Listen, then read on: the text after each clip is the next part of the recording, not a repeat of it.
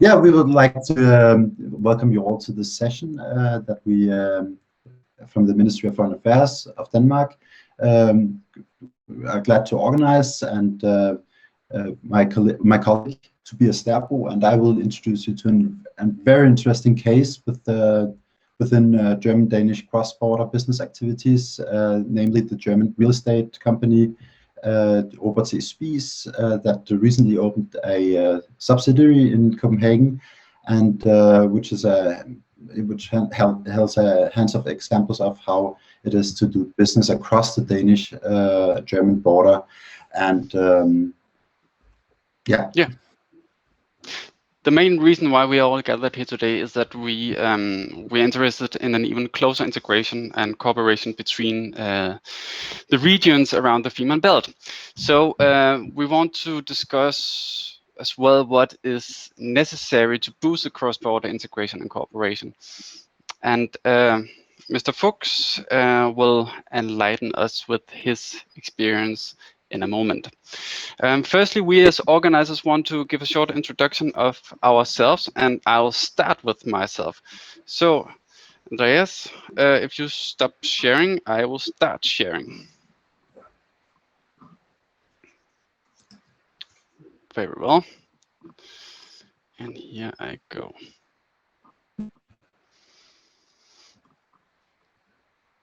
I hope you can all see my screen. First, about the Trade Council of the Danish Ministry of Foreign Affairs. My name is, as Christian said, Tobias Sterbo. I'm a commercial advisor at the Royal Danish Embassy in Berlin, where I am right now, as I just told Andreas, for the second time since December, so it's good to be back on location. The Trade Council is a department within and a fully integrated part of the Danish Ministry of Foreign Affairs. We are represented worldwide, and we offer up-to-date counseling on both Danish companies that want to establish and export out of Denmark, and to foreign companies that want to invest in Denmark. And Christian will tell more about that later. We assist companies realizing their plans and ambitions within export, innovation, growth, and investments. As you see here, we assist with things like market intelligence, export promotions, trade policies, framework condition, and so on. We are covering the entire globe as part of the Danish Foreign Service. We're divided into 17 regions, which means that I have colleagues located in Danish embassies, consulates, and bilateral trade offices all around the world. And as you can guess, the TC DAC team, we're covering with the gray dot in the middle, we are covering the German-speaking countries out of Berlin. In Trade Council Germany, we want to be more on the right side on the slide as on the left side, meaning that we want to create value for the companies instead of just being a data supplier, because cross-border activities in general are complex, and a few data are not enough to ensure successful cross-border activities such as export.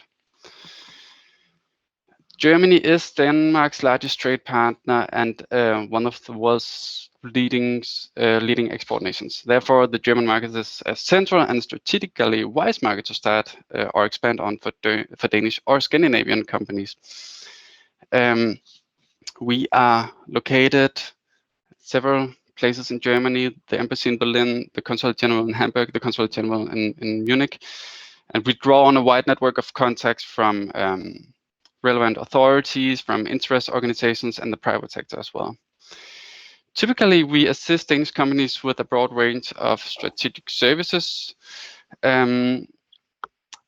Within these overall areas: energy, environment and industry, public affairs, food and agriculture, health, tech, and then general market as well. So please feel free to contact me if you're a Danish company want to start an export or expand your export in Germany. And now over to Christian. Thank you. Thank you, Tobias. I'll just share my screen.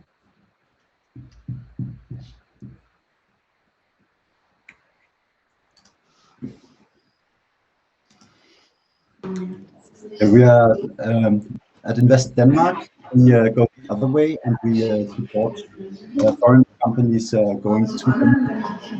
And we integrate by the Trade Council, the Ministry of Foreign Affairs of Denmark, and we offer free and confidential advice and a gateway to do business in Denmark and to set up. We have got around we have 70 colleagues based all around the world, but about half in Denmark, and we help around 60 to 70 projects a year. And so last year we created around 2,000 jobs. We help during and before a decision is made, and we are giving a market overview, benchmarking, and mapping potential partners, customers, and service providers, and of course also in regard of funding, and give some industry insights, and when the decision is taken, and during the setup we assist with practical assistance, advice more generally on legal, financial, and corporate structure matters, and or arrange fact-finding tours. We also help on land and property search, but this is also where we would like to give the word to Andreas Fuchs later on, and Robert C. Spies can also advise here. Yeah, and also of course afterwards we have a great expansion and retention support. We call it aftercare, and yeah, and there are many reasons to go to Denmark. The level of education is high. The level of corporate tax is compared to Germany attractive, with 22% compared to more than 30% in Germany, depending on the Hebesatz, and so it differs. And in Munich or in Hamburg or Berlin, it's more than 32%, maybe more, but that depends. And the flexicurity means it's also very positive for Denmark. It means it's very easy to hire people, and also the other way around, to fire people, and there's a great security system that so that people will be all right, I say that in that way, but it's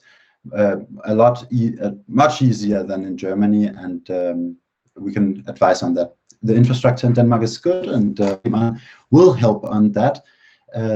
Denmark is also a lucrative market, and the work-life balance is great in Denmark, and it's easy to set up in Denmark. We can assist with lawyers to set up a company, an APS in Denmark, within a few days, and it's very easy compared to the German setup, GmbH or the Aktiengesellschaft, and also compared to office costs compared to Germany, it's attractive, and we can advise on that. And also, last but not least, the social security costs are much lower. The Arbeitgebernebenkosten is almost zero. It's a fixed fee, and if we on this table you can see an example of a gross salary of 50,000 Danish kroner a month, and that for the employee that means an net income of 30,000 Danish kroner, and in Germany it would be 26,900 around that.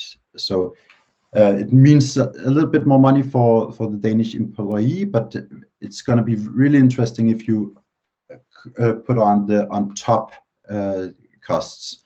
That's Arbeitgebernebenkosten.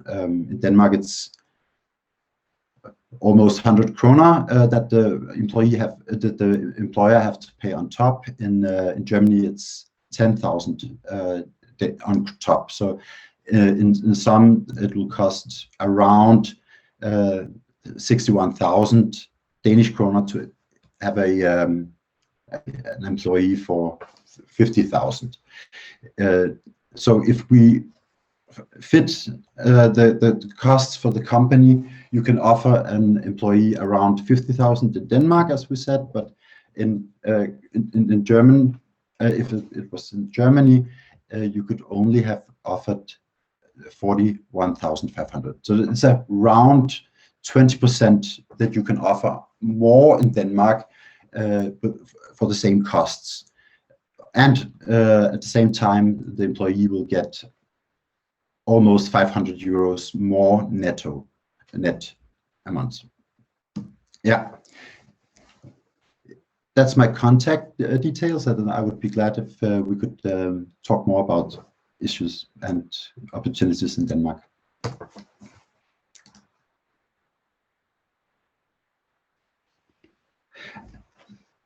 Andreas,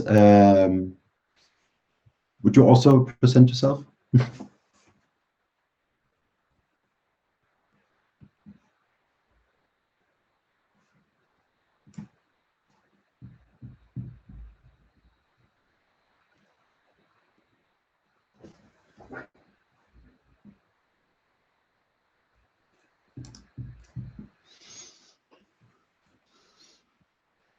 Am I going through? Yeah.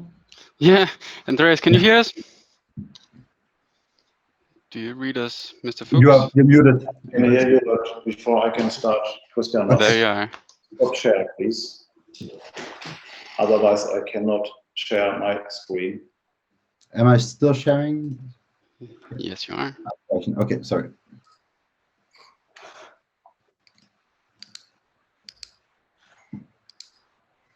Yeah, thank you for the invitation. My name is Andreas Fuchs. I'm, for my education, architect and urban planner. I'm since a long time in the real estate business, especially in Germany, but since approximately 10 years, a little bit more in Denmark, and since the last 4 or 5 years, very intensive. Robert C. Spies is an real estate advisory and brokerage company. We are located in Hamburg and Bremen, so a North German company. And in this case, we have a strong relationship, especially to the Nordics, because sometimes I'm a little bit smiling about the story. Frankfurt is 400 kilometers far away from Hamburg. This is no problem, travel from Hamburg to Frankfurt. But if I say I'm in Copenhagen, my colleague said, "Oh, you're in Copenhagen." And I said, "Yeah, this is only 450 kilometers. It's close together to Hamburg." And so I think we should delete or cancel the borders in our mind. For me, Hamburg is in the central between Frankfurt and Copenhagen. So this is clear there are great opportunities to make business cross-border. We are a company since 100 years on the market with approximately 100 employees in our company. So we like the holistic approach. That means we provide advisory services in all asset classes, and not only advisory services, we also handle over or convincing people to sign lease contracts or to do investment in residential and also in commercial real estates, in industrial real estates, and a little bit our USP is to have in-house a small department. It's called Project and Entwicklung. That means project and development, to bring in very, very early phases also our knowledge in urban planning and product definition as a base for successful projects. And since some years, we are very close together with the Danish market. And you see on the left, Nordics, that means we have decided to found or to establish after 4 or 5 years very intensive networking and great success to found the company Robert C. Spies Nordics APS located in Copenhagen. and with the slogan Hey Denmark, clear commitment. Yeah, and a little bit for our discussion, cross-border, why cross-border, and this is one of our motivation, especially for our German clients, because we have a lot of clients in Germany in all asset classes, investors, project developers, but also operators. And with our knowledge for the Danish market, we can offer this, that means especially our German clients, a wonderful platform to step into the Danish market. So because we have the strong local expertise in Denmark, we offer market entry, not only functions, we offer market entry opportunities for our German clients into the Danish market.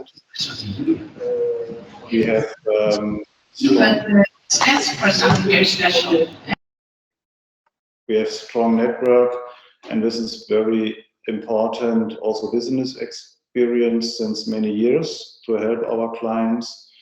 Yeah, and at the end, this is our aim, generating more sustainable added value for our clients from the German perspective. This is one perspective, but I think also very interesting is the perspective, what can we do cross-border for our Danish clients, and especially municipalities, because we have some Danish clients and also municipalities are clients. In this case, we also offer the German market knowledge and network in all asset classes, especially for developments in Denmark. We are not only a brokerage company, so we have in our mind the interdisciplinary or holistic approach. So that means we offer individual advisory services, real estate services, and have in our backyard or background potential operators, tenants, and developers, and also investors who want to step into the market. So we are working with expectations in our mind for our clients. We are independent. This is very important. We are not investors. We are not investors in any of our projects. We are, let's call it independent or neutral. We advise as best as we can for our clients, and clients are also municipalities, to find the best solution. And I think this is quite interesting and very important. Yes, and for us, and I think together with Tobias and Christian, we will have a discussion after that. What is so important for us, cross-border business, and especially for us and for me, one of the reasons was that in our mind, and not only in our mind, also in the mind of our clients, and this was motivation too, there is a huge knowledge transfer from the Danish market, especially Copenhagen, as one of the innovative city or metropole regions, and also Denmark of Europe. And this is very interesting for us to get all this new knowledge and interesting aspects for especially city development, but also sustainability aspects, transportations, to have this innovations in mind also for our German projects. So, and for us, we see a huge potential in participating in tourism developments, especially on the West Coast, but also on Lolland, Falster, and Møn. And for our clients, the investment market in Denmark is very interesting because everybody is looking for also sustainable projects and sustainable investments. And this is our card. Good reasons to invest in Denmark is a little bit the same like from Christian, but these are the 10 reasons we present to our clients. And my feeling is in many cases, it's not necessary to explain our clients why Denmark is so interesting to invest in Denmark, because little bit of story beside. last 4 or 5 years, we are really close together and in touch with our German clients. And in preparation of the founding of our company, we ask, not in every talk or meeting, do you have interest to invest in Denmark? And the feedback was quite positive. Approximately 90% of our clients said yes, we have a high interest to do something in Denmark, and this was motivation and the last decision maker to say, okay, now the time is right to open this office in Copenhagen. We have two business angles. One angle is the pure investment. That means to bring developers and also investors to, first of all, the main cities, Copenhagen, also in Aalborg. This is easier for us to explain investment cases, but also, and in this case, we are really successful in the last years, advisory services, especially for tourism developments and with the focus on West Coast, Lolland, Falster, and actually Möen. I explained a little bit about our holistic approach. That means we start with project advisory services for project developments, analysis, strategy, product definition to find really the right product for the right location. When we are able to gather with some architects, also from Denmark, to develop urban planning concepts, but this could be also on the building level. And very important in this process is to have also a good feeling about and experience about cost calculations to make projects happen and feasible. And at the end, if it's necessary, to consult in directions for urban planning competition or something like that. And the black red button marketing means to sell the process to not whomever, especially to our German clients, but also to Danish clients, because in this case we are sure that our project or product is really interesting. Yeah, we decided to open our office in the Blocks Hub in Copenhagen, because I think this is a quite nice location, and not only location, this is also a quite nice place for network and communication as an idea factory. And this was the reason why we decided to have a small, not really an office, we have a flex desk, very modern in the Blocks Hub, to get in touch with other people who have the same target or aim to develop sustainable cities and sustainable projects. Yeah, we have a wonderful network, and I must say the welcome was very friendly, and I am in touch, especially the first years, and also now with Copenhagen capacity. This was quite wonderful to get this support for the market entry and also invest in Denmark, and working together with architects from Denmark is quite nice. And so you see we are really in the market, and it's quite nice, and it's also fun working together on projects. We are a small team.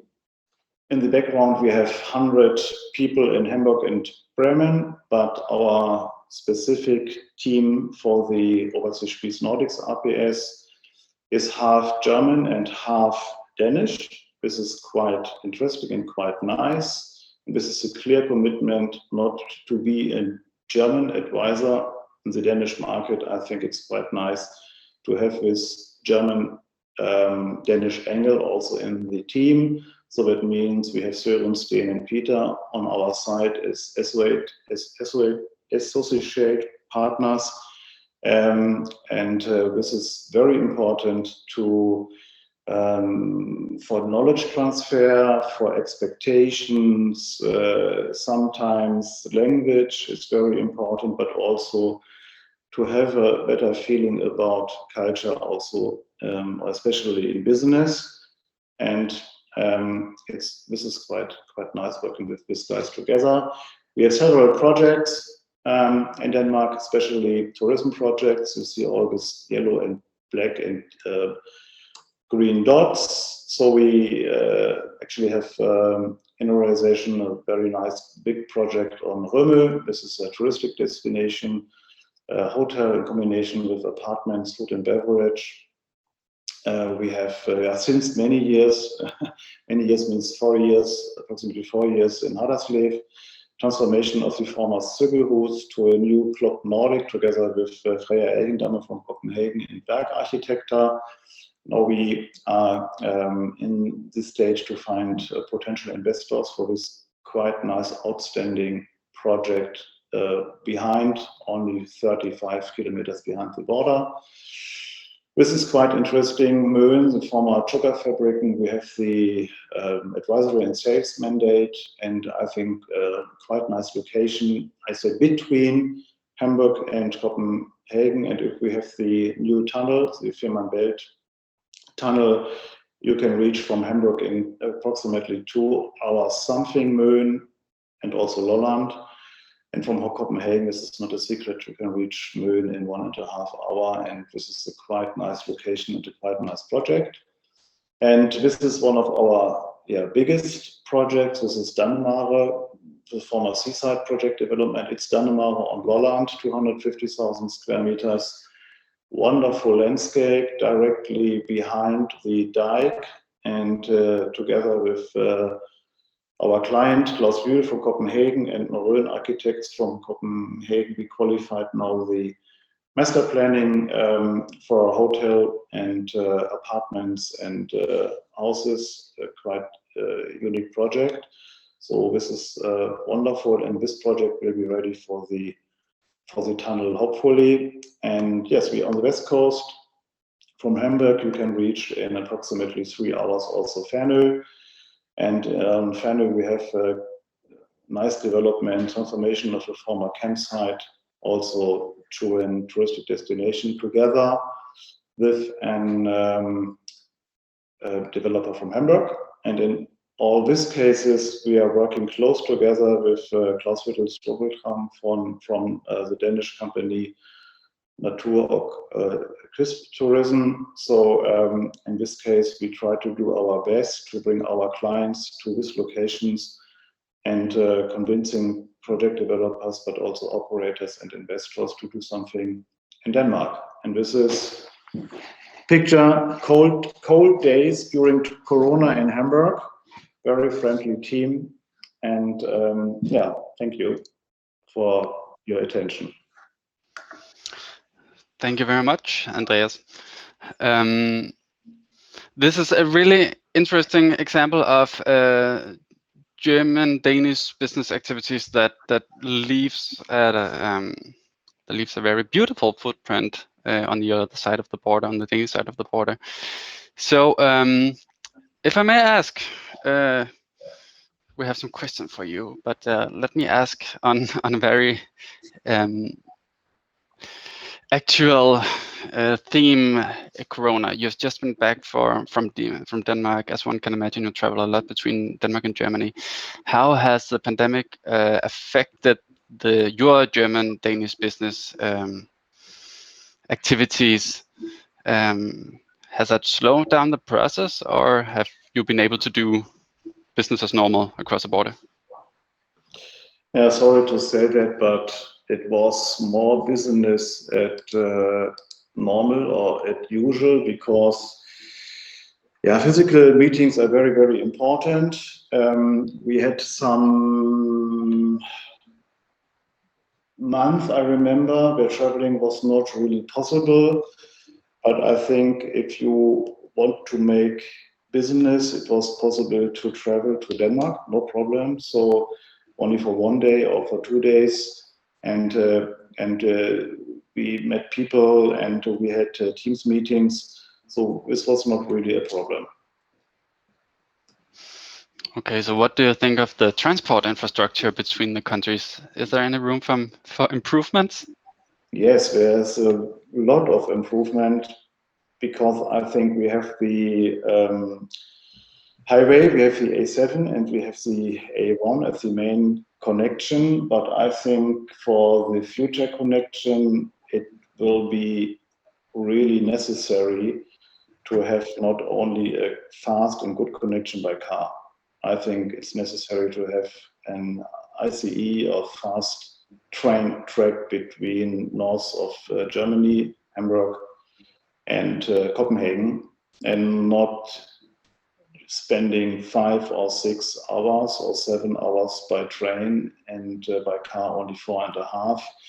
And I think also for the new generation of tourists, younger people, older people, and new target groups, not everybody from the metropole cities have a car, wants to have a car, and in this case, I think it's very, very important to have a good transportation, public transportation system, yeah, from Copenhagen or from Hamburg or whomever, by public transportation to reach also tourism destinations.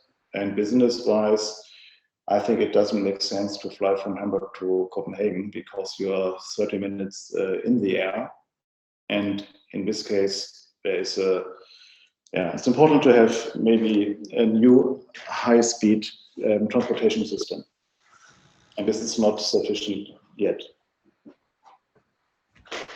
I agree. And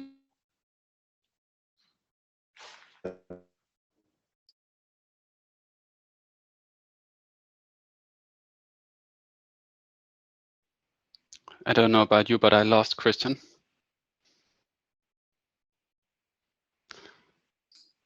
Christian agreed, and he's frozen. Okay, great. Well, then I may ask you maybe a more personal question. What does Denmark mean to you personally? Oh, for me, it's this is not a secret. I spent my days since, I don't know, 40, 45 years in Denmark. So I have a very emotional relationship, especially to the West Coast. And this was a little bit the reason why I'm also business-wise have a look to Denmark. And so I think this is, for me, it's also passion to do something in Denmark. You already presented to us the 10 reasons of why you opened up a subsidiary in Denmark. But can you tell more about why do you think Denmark is interesting for Germans on holiday, but also for business apart from those 10 reasons? I think for holidays, and this is during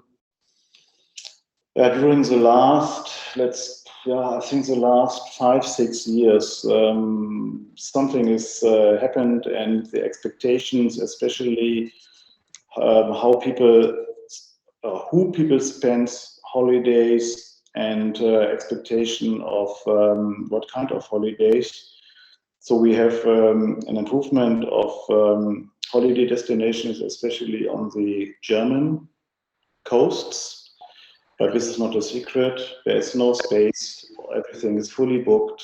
And my feeling is there is a huge potential cross-border because you have 8,000 square meters, quite nice, wonderful coastal line. You have wonderful nature. And I think in this case, this is very important to convincing new target groups of tourists for new tourism offers in Denmark. And new tourism offers means for me, or especially for us, not to have only in mind with summer house holidays. I think the new world is to spend 2 or 3 days over a weekend, to have experience sports, to have good local food, to be in a sustainable environment and all these things. And I think Denmark have all these things to offer and to provide to our clients in Germany. And this is not a question of target group. This is a question of, I think, behavior. And a lot of people before Corona don't want to spend a flight to Thailand or wherever.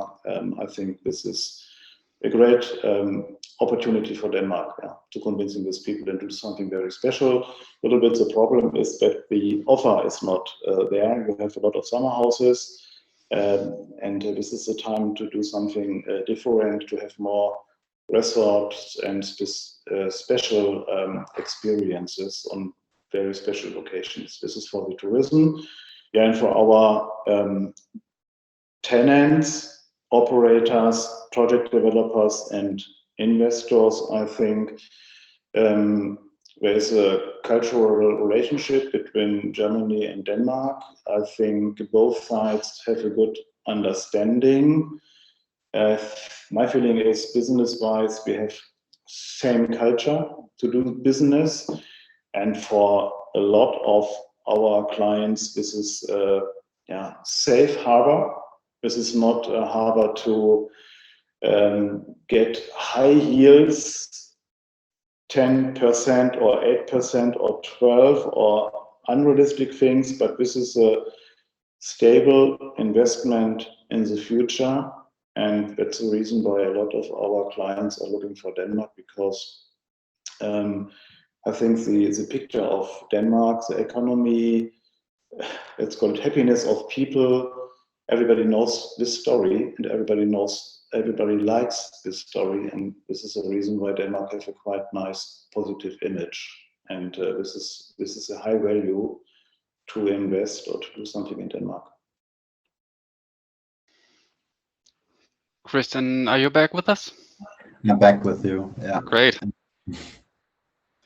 And Andreas, what do you think are the hurdles of setting up in Denmark? You set up an office at Bloxhub, and were there any difficulties in there? What would you recommend? What would you recommend on other companies setting up in Denmark? I think for the beginning there are not a lot of hurdles. My feeling is both sides, municipalities, private Danish owners of properties, they are really open-minded. There are no hurdles in collaboration, it's my feeling. Everybody sees opportunities and chances. At the end, and this is our experience, if we have some projects in a stage that we are looking really for developers and investors, at the end, figures are very important, and a good feeling about economy in the market. And sometimes the hurdles are to really get stable market figures from new projects. You can imagine if you want to develop a new hotel destination or resort on the West Coast, there are no figures. And each and every hotel operator in Germany, before he decides for financing or whatever, there will be market research and reporting on all these things to get a better feeling. And in this case, there are some, let's call it for the tourism projects, only for the tourism projects, there are some leaks in stable figures. You can imagine on Möen, the sugar fabrican. Yes, we can do a quite nice storytelling about connectivity, project, nature, catchment area, and all these things. And at the end, if our client asks, and what are the figures, competition, or projects, question mark, question mark, question mark. This is a little bit tricky. And the second thing is, and this is not only for our clients for tourism projects and project development, also for our investment clients, a little bit the hurdle concerning tax and law aspects. Exactly. I think especially you or your institution, you are well prepared and you have a quite nice network. But my feeling is at the end there are our clients have some doubts or they are not sure about all these issues. And I think this could be a little bit better to give our clients more confidence for their decision. This is new because you are in the new market, yeah. And first of all, you must get a better feeling about market. This is a little bit a risk. And secondly, you have this, in some cases, risk to not understand fully tax issues, law issues, and all these things, and to be a little bit unsafe or unsecure means you are not confident in your decision to do something. Exactly. I think that's the key question here. To have a confidence around all those open questions, and I think it's very important to have a lawyer that you trust, and to have a accountant or an auditor that really can answer those questions, and also see the difference between German and Danish law. Yeah. May I add to that question? Is there sufficient guidance to help German companies that want to expand to Denmark or to Scandinavia, or do we need more like business forums or committees that work for this German Danish business case or German Scandinavian business case? Because I think there's a lot of offers, and I think especially with Copenhagen capacity, but also with Invest in Denmark, there's a good support. I think the challenge is bringing the right people together on the table and to build up a trustful relationship. And this is a little bit the challenge, but I think everything is there. And I had a lot talks with especially lawyers from Copenhagen, and they know both sides, the German and the Danish side. I think it's very important not to have only a German lawyer or a lawyer from Denmark.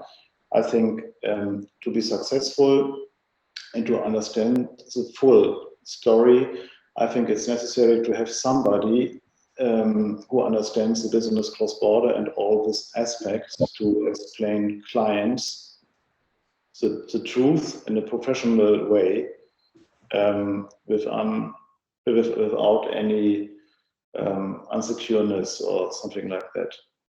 This is very important. If you have a German lawyer from our clients, and this German lawyer will make business and contracts in Denmark, he will struggling.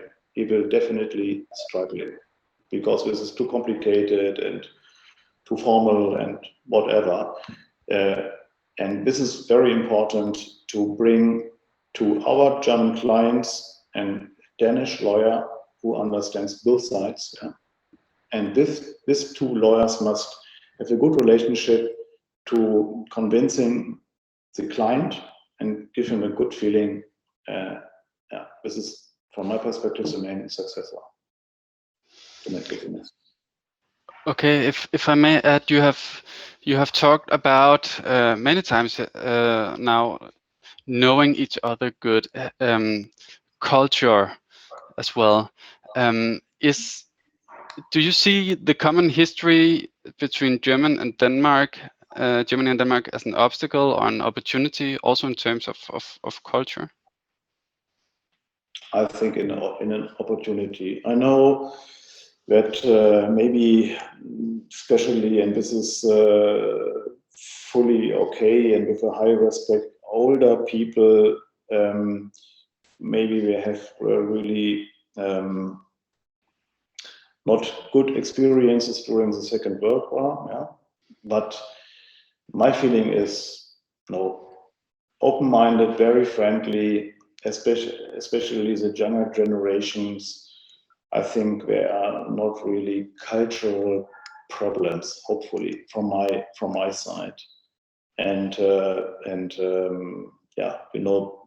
as I am, that Hamburg, part of Hamburg, Altona, Schleswig-Holstein was part of Denmark. So I think, my feeling is there is no cultural slash or there are no problems. More opportunities, I think so. because, and this is not a secret, as I know, the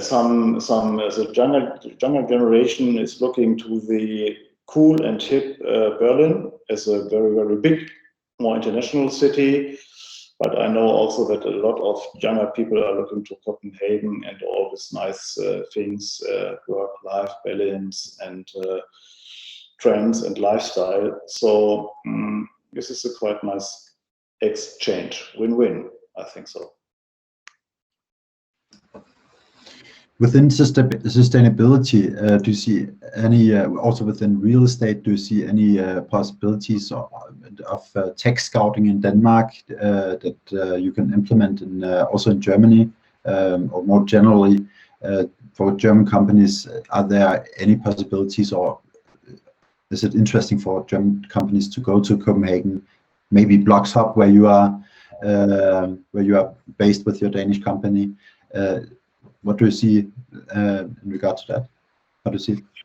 Yeah, I think that sustainability is a quite important aspect, and in this case, I think it's quite nice that the headline of the Bloxhub is sustainable development or utilization. And in the last years, also a lot of German companies, and not only institutional investors, also the new generation of private investors, family offices.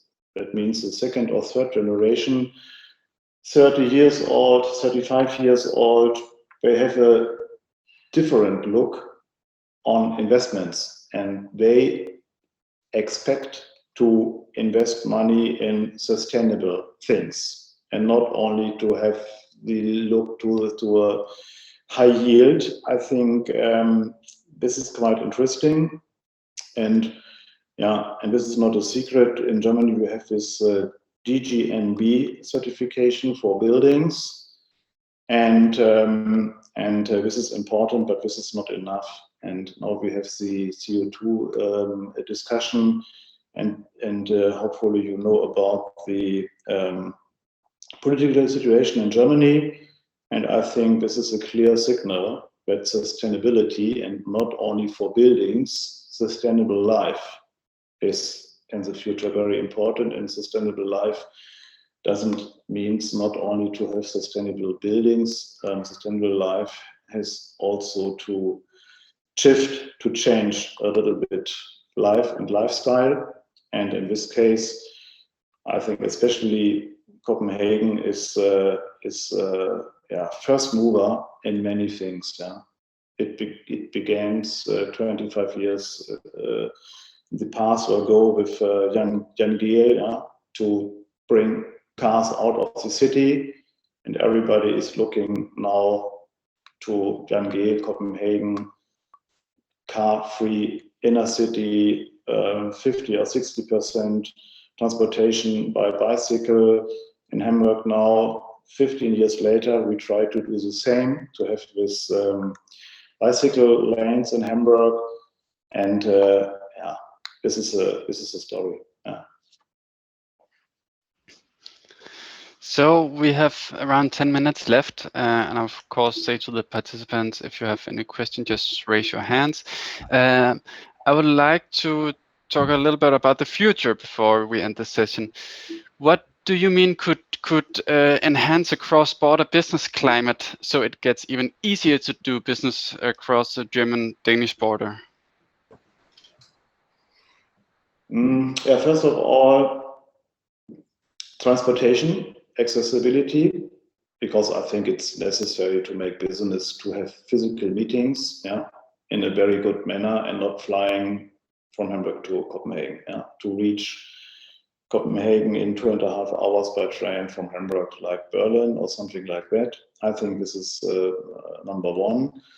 Secondly, I think especially for the tourism industry, let's call it industry, so to say that, to shift a little bit the image of Denmark's tourism offers, because a lot of people have in mind summer houses, and nothing in between.